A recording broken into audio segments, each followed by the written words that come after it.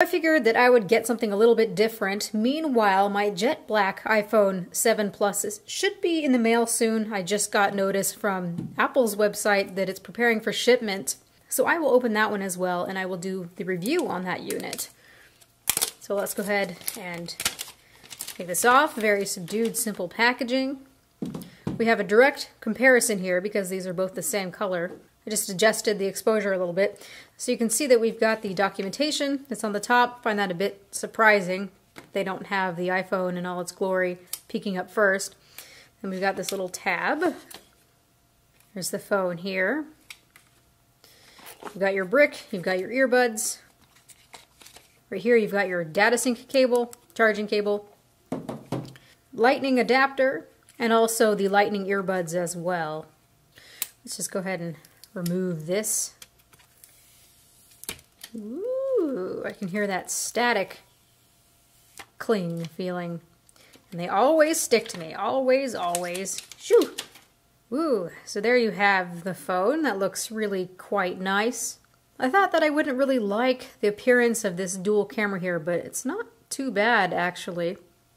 And I am really liking that the antenna bands are now up here at the top instead of being really disruptive. So here you have side-by-side look at the old gold, which is kind of smudgy, iPhone 6s Plus, and the iPhone 7. To my eyes, they seem to be about the same color.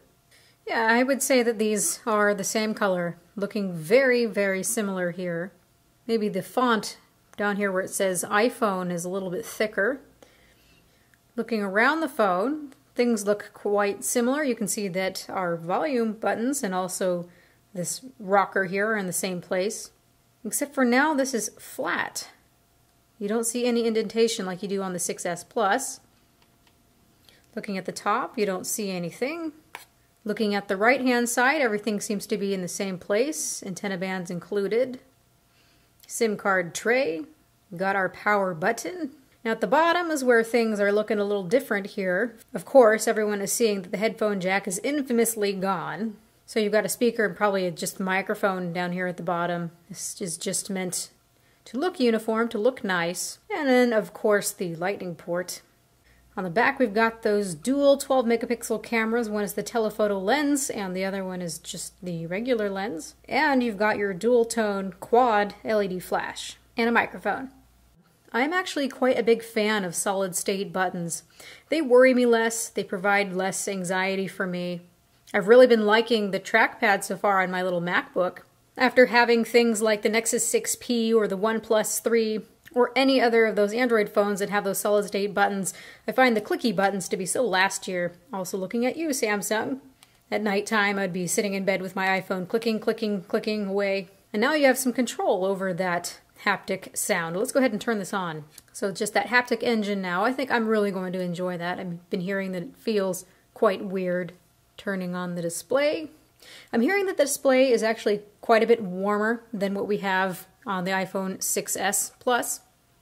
So we'll see just how much warmer this looks.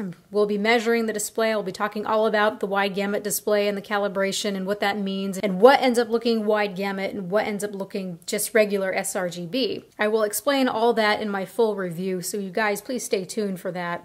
People have been mistakenly saying that having a wide gamut display means that the colors are more accurate because there's simply more colors to see. But what is understated and what needs to be said is that in order for a wide gamut display to look accurate, you need to have content that's meant for it. If you have content that's meant for a display like this that has sRGB as that color gamut and you put it on this display, all it does is stretch it out and oversaturate the colors so nothing looks right. It's got to be meant for a wide gamut display, encoded for a wide gamut display. And what's really nice here is that Apple is using color management, so we'll see how that works exactly. But if it takes an image that's meant for sRGB, it's going to map it properly. And what it means when it's mapped properly is it's just going to look like the regular iPhone. You shouldn't be able to tell the difference.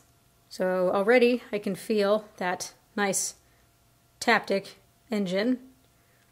Let's go ahead and set up Wi-Fi. Alright, so I put in the Wi-Fi password, got it set up a little bit, and I can see already that this is a bit cooler, quite a bit cooler than the whites that we have on the iPhone 7. Again, I'm going to take some time to look at that, measure it, tell you really what this all is quantified to. Now as for that cookie button down here, it doesn't quite feel like a button. It's similar to what I've been hearing. It kind of feels like the whole bottom part is actually clicking or vibrating. But again, I prefer these types of buttons. Let's see about the strength of this. To me, the 1 feels most pleasant. Like it's just barely there. Maybe it's more convincing of it being a real button click. 2 is something stronger. I can feel it in my hand. And 3, yeah, I can really feel that. I think I'm going to keep it at a 1. That's my preference. Yeah, that feels more just like a regular button to me. I decided to fire up a movie and see how those speakers sound, because now we've got stereo speakers, or at least one's a speaker here, and this is a front-firing speaker. And honestly, it feels a little bit wonky and off balance at first, because I can tell the sound's coming from here and then out the bottom. But if you're cupping it like this, and you give it some time, your brain seems to adjust to it. It's definitely a lot louder, which is nice.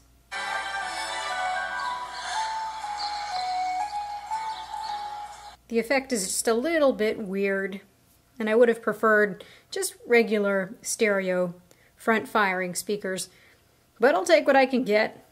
It definitely does feel nice and snappy. You've still got your Force Touch, iOS 10 features. So I'm going to take some time to play around with this, play around with the cameras especially. I want to do some comparisons. I will be more excited, of course, when that new bokeh feature comes out. It's too bad that that did not come out with a release. It kind of feels a little bit rushed to me when software isn't finished. I'd really be curious to hear what your guys' opinions are with this. For me, it's a nice upgrade. I think it's more of a nice upgrade from something like the iPhone 6, but if I have the 6S, I don't really know if I would upgrade unless I'm really needing that water resistancy, which is really great, of course, to have. But I know that most of us were excited for iPhone 8. Getting this, I kind of feel a little bit underwhelmed so far. These feelings of underwhelmment could possibly change, though, when I get the jet black model, which is supposed to be stunningly beautiful, although very fingerprinty and also scratches. This one should not scratch so easily, just like all the other matte-type aluminum finishes before. Although I have to wonder with that jet black version if we're going to be able to polish it at all to get rid of the appearance of those micro abrasions. So I'll keep an eye out for that. I'll make another unboxing when that comes in. This is all I want to say for now. So this has been Erica, the technology nerd, likes to film stuff. Please rate, comment, and subscribe. Make sure to ask all of your questions in the comment section below. Don't be shy, you guys. I really love it when you ask these questions, so that helps me pay attention for the full review. So please ask your questions. Let me know what you think of this, if you think it's a good and worthy upgrade. And have a good night. Oh, and if you are wanting to see more videos like this in the near future, please, when you subscribe, make sure to turn on the notifications, because otherwise we see that the videos get all nice and buried. Thanks, YouTube. Goodbye.